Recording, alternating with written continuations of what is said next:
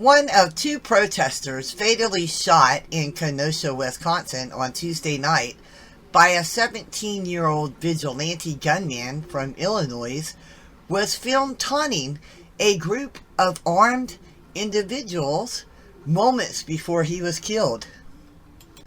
"Shoot me," saying the N-word, 36-year-old Kenosha resident Joseph Rosenbaum is heard saying in the video, in which he is seen confronting several armed men during the unrest that followed last Sunday's police shooting of a 29-year-old black man, Jacob Blake. One of the armed men, wearing a black baseball cap and what appears to be tactical gear on his body, then turns around and takes a few steps towards Rosenbaum. He then walks past Rosenbaum without incident. Kyle Rittenhouse in Antioch, Illinois, has been charged with fatally shooting Rosenbaum and 26-year-old Anthony Huber and wounding a third, Gaige Grosskreutz, 26 years old.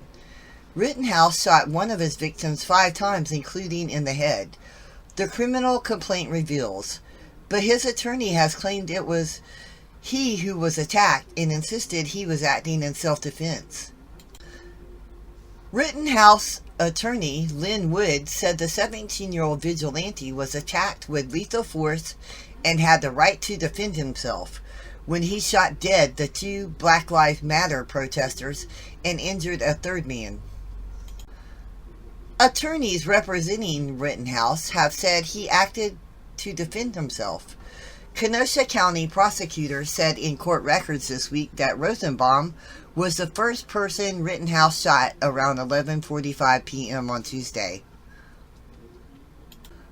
Prosecutor said Rosenbaum followed Rittenhouse into a used car lot, where he threw a plastic bag at the gunman and attempted to take the weapon from him. The medical examiner found that Rosenbaum was shot in the groin, back, and left hand. The wounds fractured his pelvis and perforated his right lung and liver. He also suffered a superficial wound to his left eye and a graze wound to his forehead. Friends have told local media that Rosenbaum was originally from Texas and previously lived in Arizona before moving to Wisconsin this year, where his young daughter lives. According to his Facebook page, he worked at a Wendy's restaurant in Kenosha. Rosenbaum is survived by his fiancée and young daughter. "May you forever be with the angels and rest easy, bro. I love you," his sister wrote on Facebook.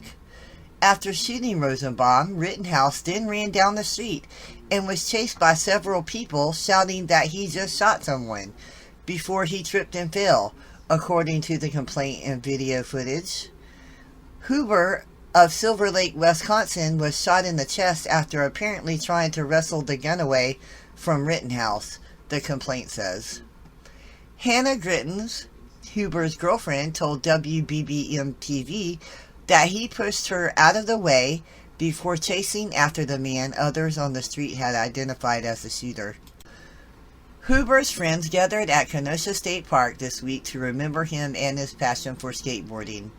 According to court records, Huber had a skateboard in his right hand and used it to make contact with Rittenhouse's left shoulder as they struggled for control of the gun.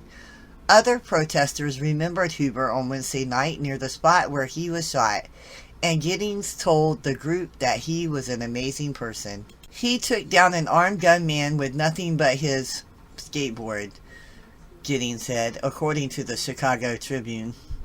The Kenosha News reported that local protest organizers said that both Rosenbaum and Huber had participated in demonstrations this spring and summer, beginning with the May death of George Floyd after a Minnesota police officer pressed his knee into the handcuffed man's neck.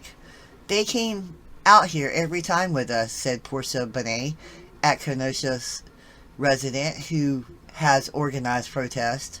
"Sweet, loving. They were the sweetest heart souls. I called Anthony my hippie guy. They were sweet guys."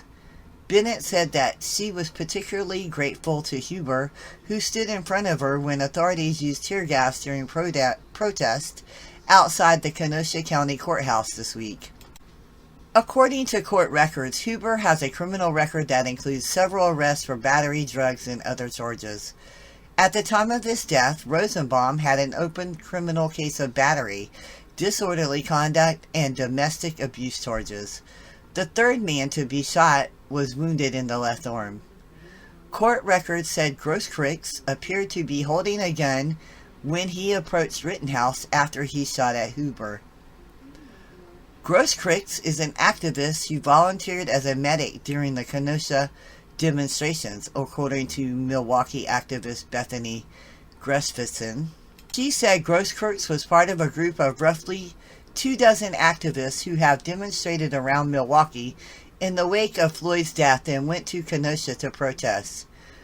Grosskreutz, who was wearing a backpack and a cap labeled paramedic, was shot in the arm. He was a hero, and he is a hero. Grosskreutz of West Allis was recovering after surgery and was not yet given interviews. The Milwaukee Journal Sentinel reported that Grosskreutz is a senior at Northland College in Ashland, and college registrar's office said he is set to graduate in December. The paper also reported that he previously worked as a special events coordinator, wilderness medical instructor, and a sea kayak guide at Lost Creek Adventures in Cornucopia, according to an online LinkedIn profile. The company offers kayak tours, rentals, and programs on wilderness skills within the Apostle Islands National Lakeshore. Rittenhouse, a police-obsessed Donald Trump supporter, appeared before a judge briefly on a Zoom call on Friday. His extradition hearing has been pushed back another month. He will return to court on September 25th. The teen is faced with murder charges while outrage builds nationwide over the different treatment by cops of the white-armed teen compared to their treatment of Blake. Rittenhouse faces 5 felony charges that include first-degree intentional homicide and first-degree reckless homicide, and a misdemeanor charge for possession of a dangerous weapon by a minor. I hope you found this video informative. This is Diane Hall with another episode of No Media TV. See you next time.